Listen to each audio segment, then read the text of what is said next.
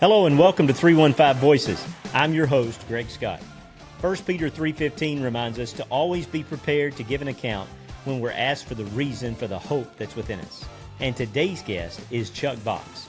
Chuck is currently the Director of Program Development for the baseball program at the University of Texas, a role he has held since 2024 after following Jim Schlossnagle from Texas A&M. Chuck was a highly successful high school baseball coach in the state of Mississippi, and our conversation today includes some insight on how preparation leads to success, how routine and intentionality has shaped how he helps lead the Longhorn Baseball Program, and he even talks about his experience with Texas A&M in the national title game in Omaha in 2024. I'm so glad you've joined the podcast today. I know you're going to love our conversation with Chuck Box. So just starting out, talk about where you are right now, your career. We'll go through that as we get going today. But right now, you're with Coach Schlossnagle at the University of Texas.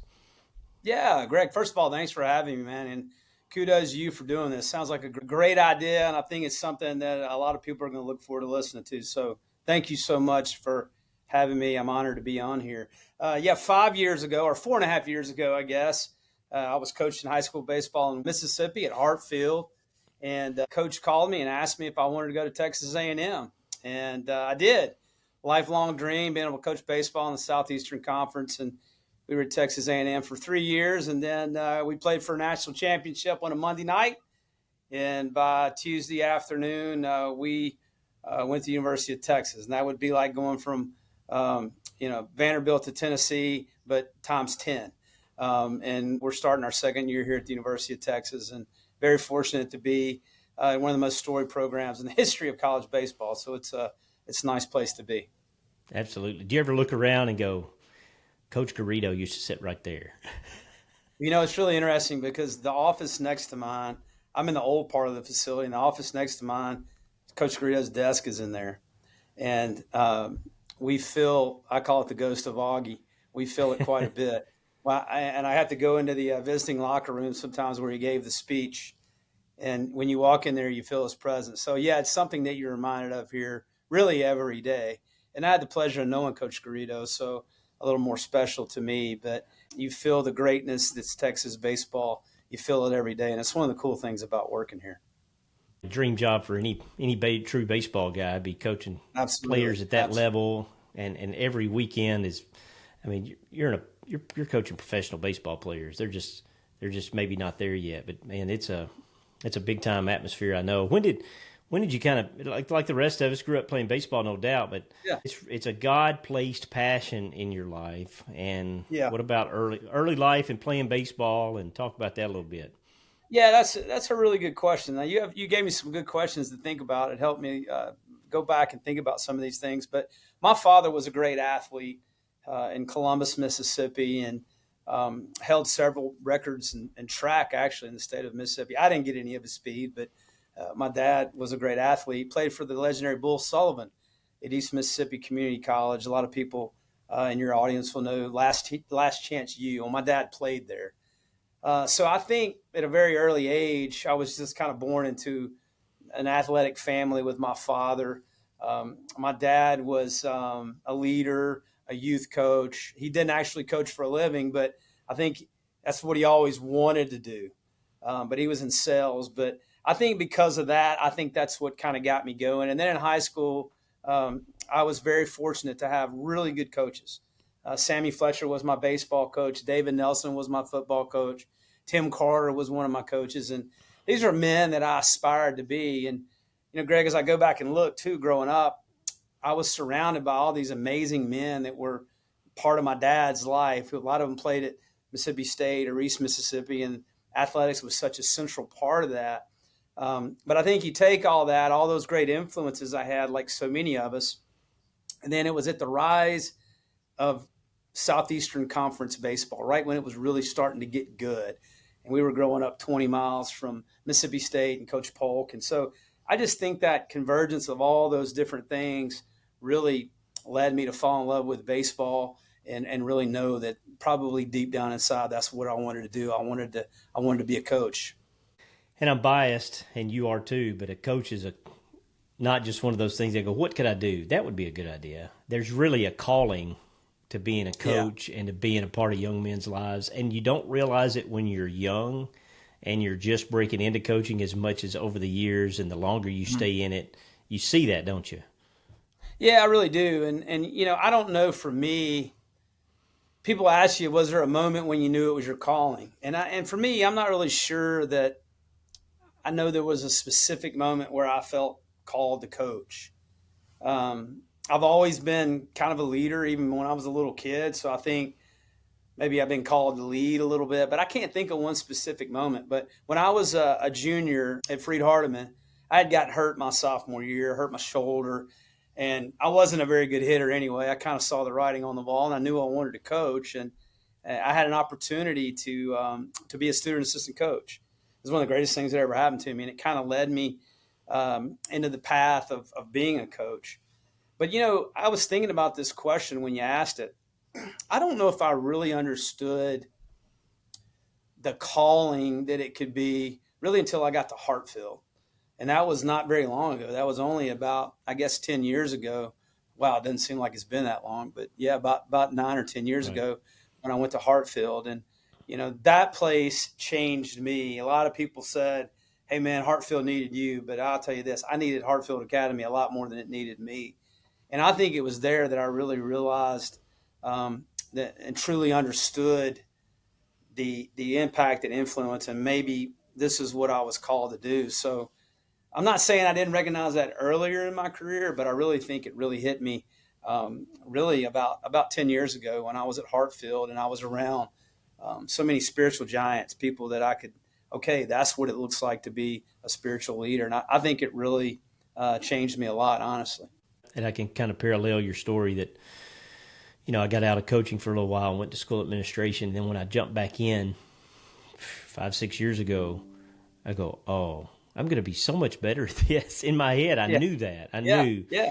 And then I'm apologetic in my mind and my heart to all of those kids that came before. They got the young guy, they got the baseball heavy guy, and the investment very little was on my mind as it was a second. Yeah, and I've told some people. I was 24 when I got my first job. I was a college head coach at the age of 24. You mentioned West Tennessee at Freed-Hardeman, and I was crazy, man. I really was, and I didn't know what I was doing. Some people say I still don't, but I wish I could go back and coach a lot of those guys again. Amen. Because one, I'm just older. I'm wiser than I was then. I'm a lot better coach, and I think about that a lot too. I definitely can relate to that for sure, 100%. Side note, you don't know this, and I got to thinking about talking to you, and I knew you were at Freed as a head coach. You were at Freed as a head coach while I was playing at Lambeth, but I signed with Rhodes College out of high school. Yeah. And I had asked our local guy that did our summer umpires, hey man, when I come back home next summer, that'd be a great way to make some money. He said, I'm going to hook you up with an umpires camp. I'm 18 years old. I'm a freshman at Rhodes College. And he sends me to Millington, Tennessee. Yeah, we used to play the tournament over there. Yeah. It was Andy Fletcher. Yeah. Andy was still in the PCL at the time. He's been a Major League umpire now for 20 years. He's in the big leagues. For sure. Oh, he's been a pro for a while. And Andy ran that camp. And the first time I was ever behind the plate ever in my life with any gear on was Freed-Hardeman versus I think it was Northeast or someone. I don't remember. I didn't work you over. Did I work you over? Please tell me I didn't. We only got an inning. So I think I think back, I think he knew, okay, I can't, this guy doesn't even belong out here anyway. So I'm just going to get through my inning with him. I'll take it easy on you. Yeah, I think everybody did that weekend. But anyway, it was on the big field at Millington. That's it was on the big USA field. That's now awesome. I've done a ton of games down there and coached some games down there. So anyway, side note, how about that? Talk about your faith story a little bit. My story is kind of boring. I think sometimes we hear these stories of these beautiful stories of people that overcame addiction or they're in prison or something like that. Mine's kind of boring. I grew up. My parents were both faithful church members, and I was a kid that went to church 3 times a week. Sunday morning, Sunday night, Wednesday night. Right. Matter of fact, Greg, my whole little ecosystem was basically 2 little blocks in Columbus, Mississippi. My high school and my church basically backed up to each other, and I lived about an eighth of a mile, my house. So my little world was right there. But you go off to college, you have to own your faith, and it can no longer just be your parents' faith. And that moment really happened to me at Freed Hardeman, where I kind of had to own my faith, and I think what so many people, I think maybe where we get it wrong is your faith walk's not a destination, man. It's not somewhere where you're going to arrive one day and be That's there. right. It's a journey. And I'm still on that journey, man. And I think a lot of people miss that. I mean, I love going to church to worship, but I love going to church because I get to see people. And I tell my kids, it's like being next to a fire when you go camping, right? When you're around the fire, you can stay warm. When you start getting away from that fire, it gets a little bit cooler. And just being in a body of believers, being where I can be around like-minded people, that's what it's all about to me. And I was fortunate enough to have that at an early age, and it just kind of followed me. It's important to me. It's important to my wife, and I think we go through seasons spiritually. There's times when things aren't as easy, when maybe it's a little bit harder to pray. I used to beat myself up over that, but sometimes you're in a good season, sometimes it's a more challenging season. But I believe that walk happens every single day. I don't think God quits calling you. I think he's calling me right now. And when I seek him on a daily basis, his purpose for me becomes much more clear. Sometimes you get beat up and sometimes you don't feel like you're worthy. And then some days you do. But I just think it's a constant journey, one that we're probably never going to arrive. And the day that I feel like I do, I'm scared. Yeah. I hope I don't. Sanctification never ends throughout Yeah, this exactly. life. And in the church that I grew up in, I look back up, I grew up in a First Christian church. I think it was a small group of about 150 people. And I look back on it now, and it was a perfect size because you kind of knew everybody. That it may be something where we're having a fellowship dinner, and I might be sitting across, I'm 15 years old, sitting across from a 65-year-old. And I look back on some of that. I was very fortunate to have some really cool things that happened to me that really impacted my life from a walk with God and my faith. Yeah, and you mentioned there's a great analogy about telling your kids to stay in those little small groups and stay in community and stay in church. Yep. And Yep. I remember last spring, Coach, I send out a devotional to baseball coaches with a video once a week, and you text back I and forth enjoyed with getting me them. one day on that. Yeah. They were fun to do. But Yep. you and I went back and forth one day because you had mentioned, hey, I've got a small group and it's men, and we're sharpening one another through a study. But when you talk about community, I thought about that. And I thought about what you mentioned there and how important is that. So sometimes we get in our family unit, we go, man, my wife and I are really strong together. And like you said, ups and downs. But outside of my family, how important is it to have that group of men that continue to sharpen one another? Well, I don't know. I couldn't do life without it, man. This profession that we're in, it's not a job, it's a lifestyle. And the coaches I coach with, we're friends. I'm close to them. And for us in the Southeastern Conference, we play on Sunday, so it's hard to we miss a lot of church in the spring. So having a group of people that I can talk to, that I can go to, we have a little group of guys that we call it our overflow group. And we just kind of have a little group text going, and one guy posts a devotional every day. And some days you may have 2 or 3 days where nobody comments, but it's also a place where I know I can go at any time. And I have a lot of people in my life like that. I'm very fortunate. I'm very blessed to have a lot of guys I can pick the phone up and talk to outside of my family. I'm involved in a local church here. We've only been here for a year and a half, but I'm starting to develop some relationships with some of those men too. And I just think, it's hard enough to go through life with the challenges without having a group that you can that share common beliefs. I just think it's so critical. It's iron sharpens iron. We read that Absolutely. verse, and it's so true. Yep. When everybody's and another great thing you said, we're all on the faith journey at different stages. I might can mentor someone older than me. I might can really glean something off someone younger than me. It's just it's really cool. Absolutely. I'm glad you. Somebody's always looking up to you. Somebody's always looking up to you. It doesn't matter what age you are or where That's you are right. in your spiritual journey. And I'm Unfortunately. very fortunate. Yeah, unfortunately, yeah, no, absolutely. And Careful. I'm very fortunate. We have a guy on our staff here who has one of the strongest walks every day in his faith, and just for me being around him, man, it just makes me better. It makes Yeah. me. I look up to him. There's a standard there. So, but I know that people are looking at me, and I think we're all in a role of leading and following, and I like that. It makes me very comfortable.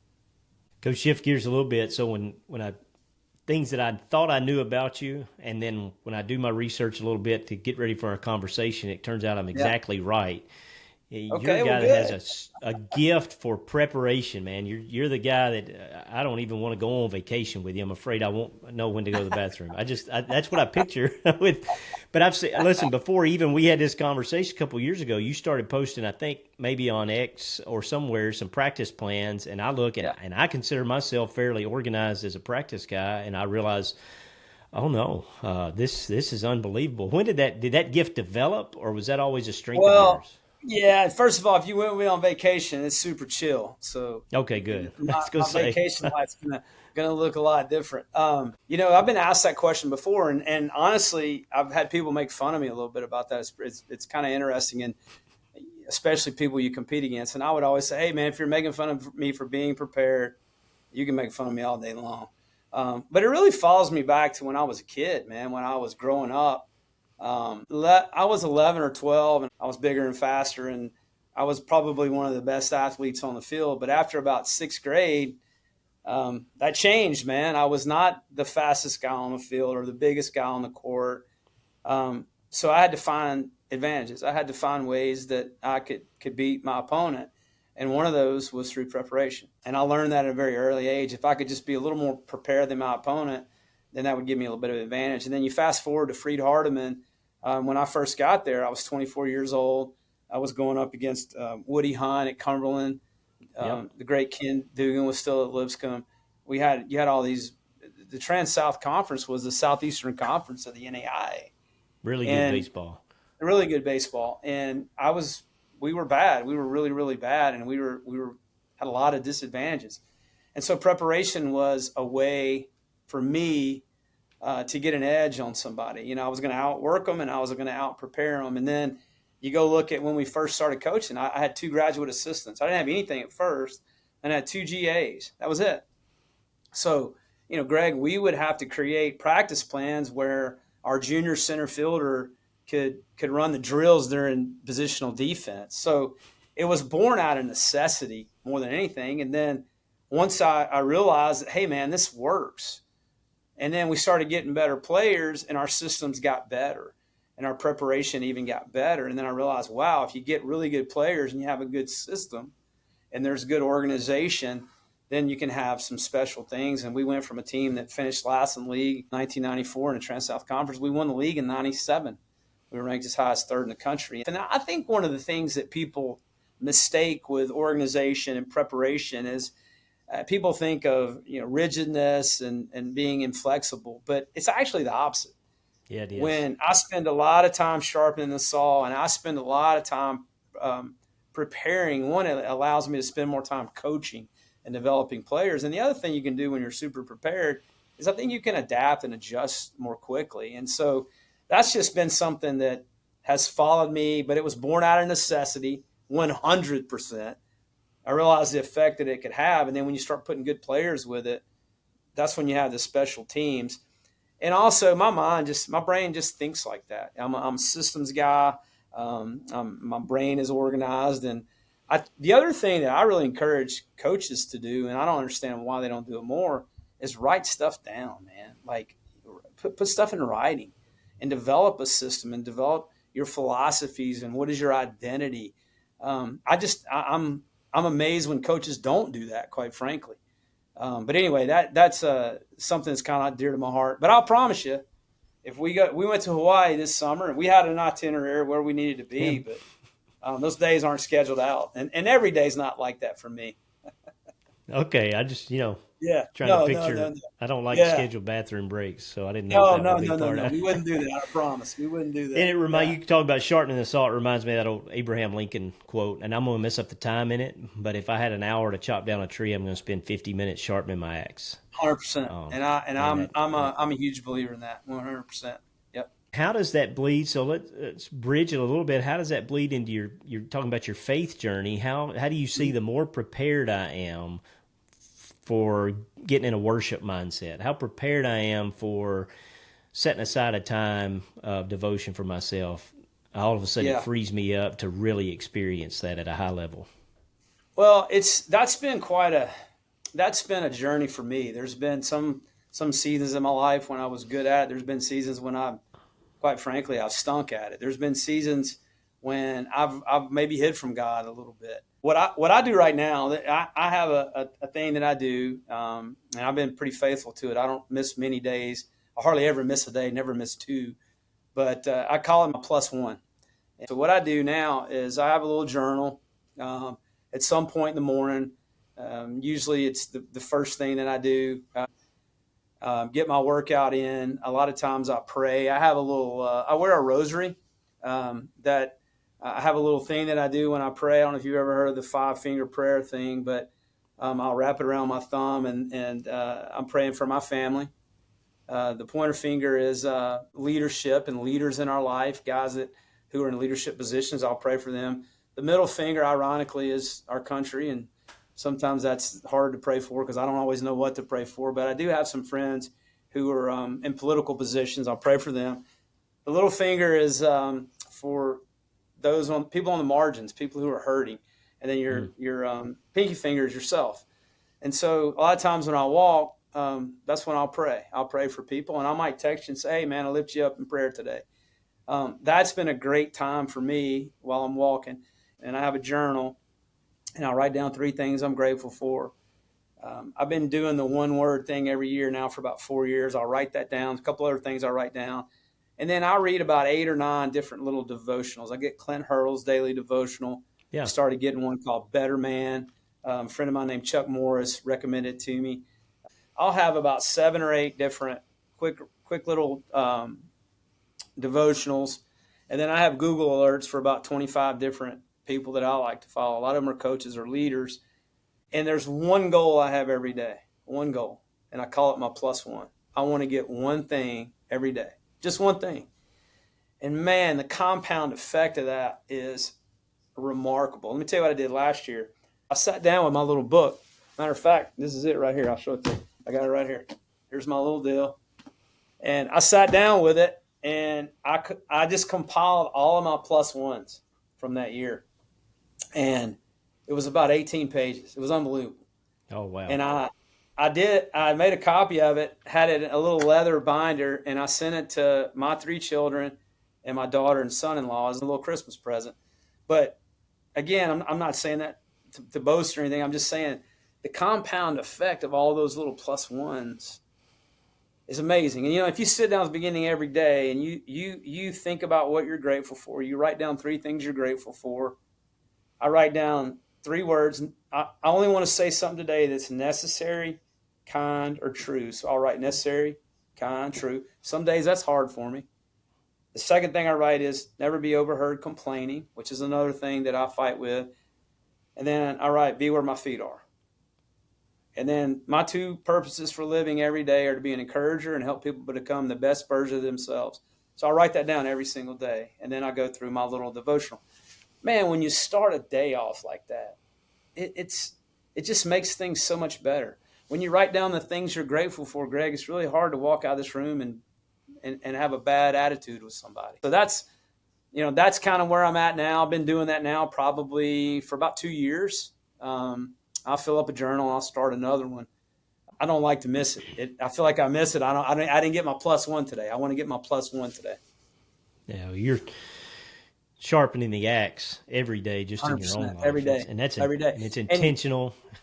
So I want to go completely to baseball right now. So I want to know, take me through your mind on the steps of the dugout on that Monday night 2 years ago. Do you just look around and think, I'm asleep? I got to be asleep. I'm in the plus one winner take all game, Tennessee and Texas A&M, and I got a uniform on, and I'm invested. And these are my dudes, and this is Take me through that. Maybe early in life, super consumed about the level where you coach, but as I've gotten older, I don't really care as much about that. Is it cool being the University of Texas? Absolutely. Is it cool coaching in the big leagues of college baseball? Absolutely. But I don't really look at it like that, But we had been in Omaha for 2 weeks, and it's a special place. I did take a moment to walk out the outfield, and I called my dad, which was pretty cool. My dad passed away in November, and so that was neat. I talked to him pretty much every day, and I knew he would really enjoy that. So I FaceTimed him there. But, yeah, I think all the time, though, about all the amazing experiences I've had, the coaches I've had the opportunity to coach with, the wonderful people that I've worked with over the years. And most importantly, man, just so grateful for the player. And so, yeah, there were a lot of moments. We were there for 2 weeks. There was a Starbucks by my hotel. My daughter and I would walk, and then I would, you would have a lot of off days when you stay there for a while. So I would go walk in downtown Omaha. I would think a lot about those times, and Freed Hardeman, West Tennessee. I called some of those players. Some of those players were actually there. Pernell Knox and Eric Quinn and David Ray, some West Tennessee guys were there. So, yeah, but it didn't take me going to a special place to think about that. It was something that I think about a lot. And I think, and I have throughout my career. It didn't take me getting at the University of Texas to be grateful for all the places I've been and the people who I've developed these relationships with. You mentioned this earlier, how you were coaching in Mississippi, and you get the phone call from Coach Schloss to come join him at Texas A&M as he's transitioning. Just so the listeners that don't know you, and maybe they've Googled it by this point in the conversation, but highly successful as far as baseball coaches go in the state of Mississippi at both stops that you had there. A lot of wins, state tournaments, state titles. But what was it? I know it felt like the way that you said it earlier. It wasn't just a surprise, complete shock phone call to go to Texas A&M. But what value did he want you to bring? What did he tell you about your role? Yeah, I'm so fortunate. Schlossnagle was one of the greatest college baseball coaches in the history of the game. He's a true Hall of Famer. Going to win his 1,000th game this year, and he's someone that I've known through a mutual friend named Bill Mosiello. I think Bill's maybe the best college baseball coach in America, but a good friend of mine, and I'd gotten to know Coach through him. And we had talked before, several years before that, about a possibility, but when he called, the timing was right. Both of our older kids were out of school. They had finished school, and we had a kid in elementary school, Hazel, who's now in 8th grade, and the timing was right. When Coach called me, I didn't really know where we were going at first. I think he was just thinking about putting a staff together. Didn't know what my role would be when he first called, but I knew if I was ever going to have an opportunity to coach college baseball again, this was probably it. Felt good about being a high school coach. I loved being a high school baseball coach. I mentioned Hartfield earlier. I loved Hartfield, and pretty much saw myself, hey, this is where I'm going to be. When he made the call, it was such a good opportunity I couldn't pass it up, and I don't regret it at all. And if I had to do it over again, I would do it the same way. But really, when I got there, what he asked me to do was really just watch the program. I'd been a head coach for 25 years and watch the program like a head coach and tell him what I see. And then that role kind of continued to develop into someone that just helps him bring our mission statement to life every day. And our mission statement is super simple. It's to help each and every person in our organization to become the very best selfless version of themselves. So my job on a daily basis is to help him bring that mission to life through the things that we value. That's my number one job. I like to joke around and tell people I've kind of turned into the CEO, the chief encouragement officer. I feel like that's another one of my jobs. I'm the oldest guy on the staff. I'm kind of the jolly old granddad that gets to go around and pat everybody on the back. I have some specific responsibilities with some liaisons to different parts of our program, but overall, that's how I like to describe my job. Doing whatever I can to help everybody in our building to be a better version of themselves. That's really what my purpose is right now. You know, when we're young, and you were a head coach in college at 24, I was a head coach in high school at 24.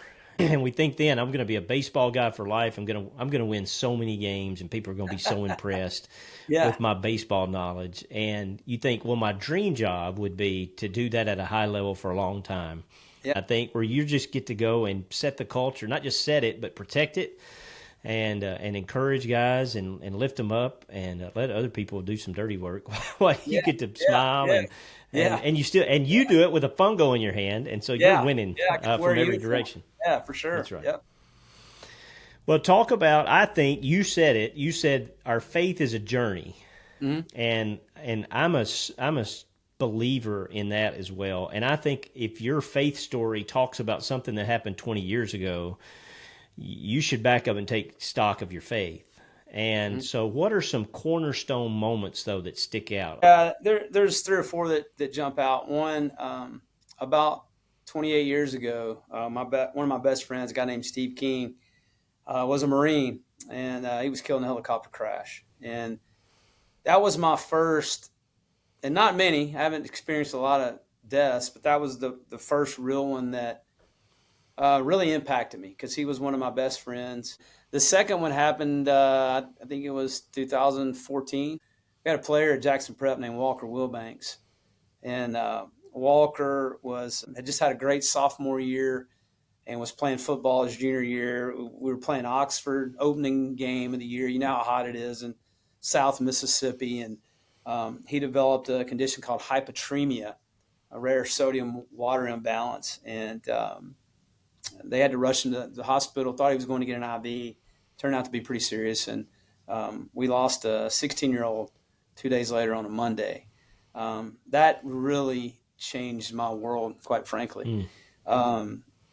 And as I look back on it now, it more than more than I even knew at the time. But I'll never forget. About 2 weeks after that, my daughter went and spoke at a devotional. She was, I think, 14 at the time, and I think it was from John, from maybe First John. But she talked about we shouldn't be asking why, we should be asking how. How are we using the platform that we have, Walker's tragic death? How are we using that for the good? And that changed my life, man. Like, how are we using the platform that we have? How are we using the box that we have as coaches and leaders to make the world we live in better? And then a year ago when my dad passed away, and I'm still not in a great, I'm still not doing okay from that, quite frankly. But I think when my dad died, I really understood the impact that influence has. The number of texts and calls I got, and the thousands of people that my dad influenced. Some of them most of them he didn't know, Greg, but through baseball or my relationship or his relationship with a kid that he coached, 2 generations removed, there's impact. And I think that was something that just got me and said, hey man, like, your influence is real. How am I using my platform? How am I using my platform to make the world I live in a better place? Yeah, it reminds me, the prayer of Jabez is super short in First Chronicles. It's one verse. But the second line in it says, increase my territory. God, give me as much as you want me to. And you can read that like a mega church pastor, or you can read it like Jabez prayed it, which is, I know I'm here for a short time. I know that this life is David at one point called it a shadow. But while I'm here, let me do as much as I can for as many as I can. And you change, your word for the year is influence because of that. I think. Matter of fact, I got it, right here, man. It's on my desk. I got this. This was a picture of my dad's funeral somebody took, and I just put it in there. That's, that's my little reminder that every day. My dad had kidney failure, and he was doing dialysis 3 days a week for the last 2 years of his life. And it was not a great quality of life, but that 2 years or so he lived, he got to see 2 more grandkids get married, which is awesome. But he shows up at my daughter's wedding, right? Has dialysis in Columbus, Mississippi on a Friday morning. They drive to Nashville, right? We have the wedding. And my dad gets up at this wedding. It's the most legendary thing I've ever seen. He has this box and it says The Bug.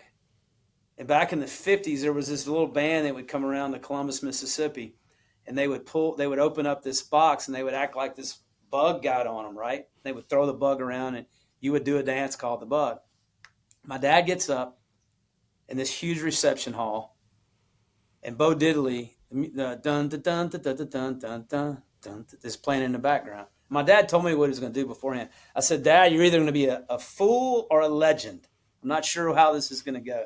And he gets the microphone and he starts telling the story about this dance in 1958, and this bug's been in the box, and he opens up the box and he's 84 years old, and he starts doing this. And he throws the bug to one of the groomsmen, and the place goes nuts. It goes nuts, Greg. It was the most amazing thing I've ever seen. And I tell that story to tell you this. I started thinking about my dad, and I started thinking about the dude's a legend. He's not a legend because he won Game 7 of the NBA playoffs, or Right. he struck out 10 and hit 3 homers in the National League Championship Series. He's a legend because of what he did in the world that he lived in. He showed up every day. He stayed in the fight. He served his community. Man, what if we all did that, you know? And so I think that's something that I've really thought a lot about lately. And what is a legend, man? Just being a legend where you are, you know, making the big time where you are, and being a legend there. To me, that's, I think about that a lot.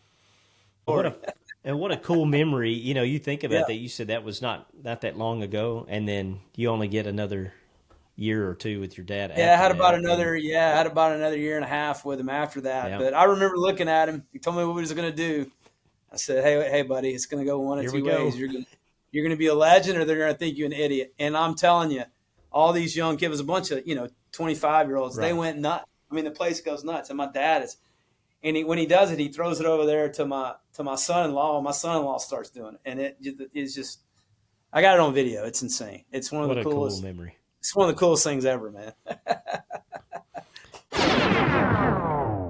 Nash and the team at Exclaim Jesus use simple and subtle designs for hats and shirts for you to confidently exclaim the name of Jesus in every environment. Just like the hat I have on today, you can find all of their gear at exclaimjesus.com. Use the code 315VOICES30 to save 30% off of your order today associated with our podcast. That's Exclaim Jesus Apparel at exclaimjesus.com. Where do you see you 5 years from now, 10 years from now? God says go. What are you willing to do, and where does this end up for Chuck? You know, I've contentment's something I've struggled with for a really long time, and there's some days when I would love to be coaching again. But I really think the thing that I can do at where I'm at in my life right now is be where my feet are. Just try to be the best version of myself wherever I am, and to serve others, man. Like, you know, that's where I see myself right now. And like I said, man, every day when I get up, try to be an encourager.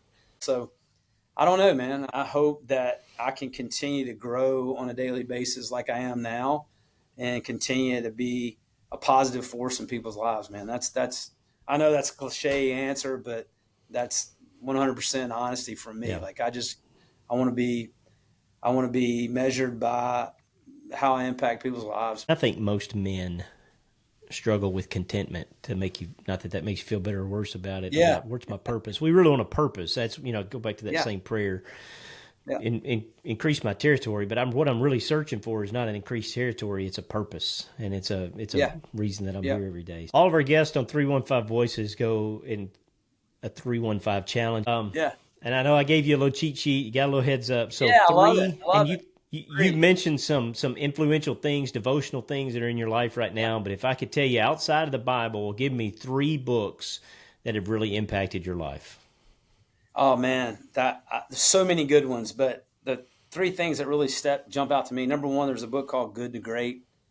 One of the most phenomenal books I've ever read. I think it's Jim Collins. The second thing, and your Tennessee people are going to love this, but I have right up here in this little place, I have my Don Meyer Bison basketball notebook. It's one of my prized possessions. Probably have learned more from that. And if people don't know Don Meyer, one of the greatest coaches that ever lived.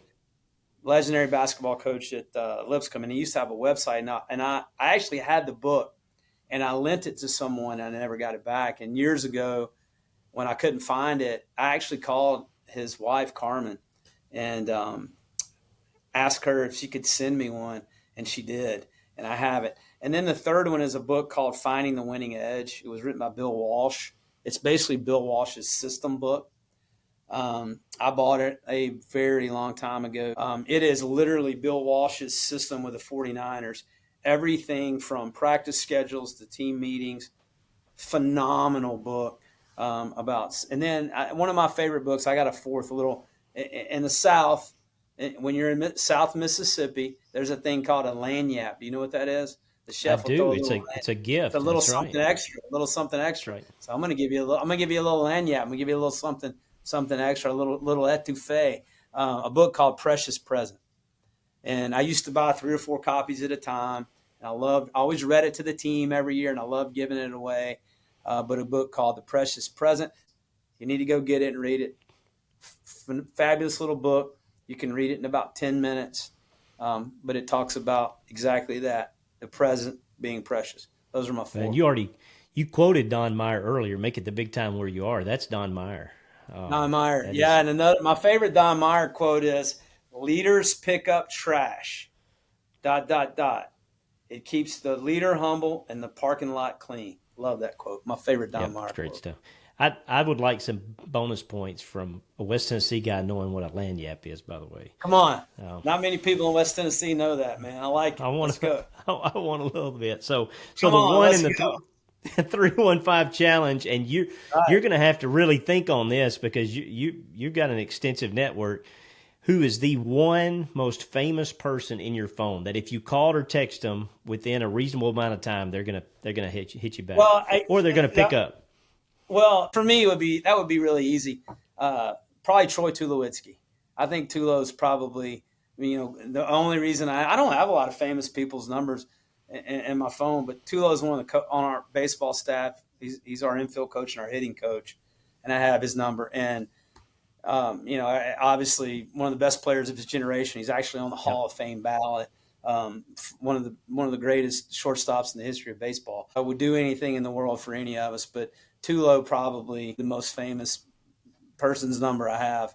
I don't have a lot of famous people's numbers. I've been on the staff with him for a year and a half. I've learned, like I kid people, coming to work here is like getting your doctorate degree every day. These coaches that I have the opportunity to be around every day are 1%. But yeah, Tulo's probably the most. I don't have too many, Hey, not too many and famous people. Todd Holden, maybe. I don't know. Todd Maybe Holden Todd is. Holden. I was wondering if Nyland, you were yeah. going to go there. Well, you've already mentioned Eric Quinn. You're going to make the West Tennessee coaching circuit. Yeah, let's here go. shortly. Let's go. Now, the 5 in the challenge is the hardest to me because I'm telling you, you got 5 minutes and you can sit down with anybody throughout all of history, and you're going to say 5 minutes. No, give me a day, give me whatever. But just for the 5, who would you choose to sit down with and just have a conversation with, even if it extended beyond the 5? That's such a cool question. My dad. Yeah, if I had, my dad. Yeah. And then I'd probably stink because I'd want to talk to him a little bit more. But yeah, I'd love to have 5 more minutes with my dad, man. And outside of that, I asked my wife that question. She goes, Marcus Aurelius. You talk about Marcus Aurelius all the time. I think that would be pretty cool to have a conversation with Marcus Aurelius. But if you said you got 5 minutes, I'm probably gonna get Big Charlie on the phone and talk to him a little bit. That's what I would do. My pops. Great answer. There's no better answer. Yeah. Where can people find you, Coach? You do have some things out there baseball wise. You got some things on practice schedules and things like that. I'm on Twitter. Let's see here. Chuckbox 1969. That's really the only place I'm real active to get great ideas, and I like putting stuff out there sometimes. And I used to not do that, but I had somebody kind of fuss at me one time and say, hey, man, you had a lot of people help you. You should do a better job of trying to help young coaches. And so I've tried to do that a little bit, and it's not self-serving. It's just something that I enjoy doing, and I like helping people. And so, yeah, but that's about the only place If young baseball coaches, or even not young baseball coach, if you're a high school coach out there and you listen to Chuck here for the last little bit, go find his Twitter handle and then just scroll down for the last couple of years. Throw some practice schedules out there, some tips, and Coach, I'll be honest, it's solid gold, some of the stuff you put out there. And just ways to construct a practice schedule, or even if you just grab hey, what's this? I want to add that to what we do. Well, I'm always willing to help, and Yep. when people ask questions, I try to respond. So anything I can do to help, I like helping people. I'm beyond appreciative that you'd be willing. Well, I'm honored you asked me to do this. Kudos for doing it. Man, I hope you enjoyed our time today with Coach Box as much as I did. I know that I personally was challenged by his attention to detail in both his professional life and in his personal walk. And I bet you picked up on exactly why Coach Schlossnagle wanted Chuck as a part of his staff at both Texas A&M and now with the Longhorns at the University of Texas. We hope that today's episode encouraged you in your faith and inspired you with the story of another leader, coach, or athlete. Like today's episode, push the link out on all of your social media platforms and share the podcast with someone you know in order to encourage and inspire them. And join us again as our next guest will be prepared to share the reason for the hope that's within them on the next episode of 315 Voices.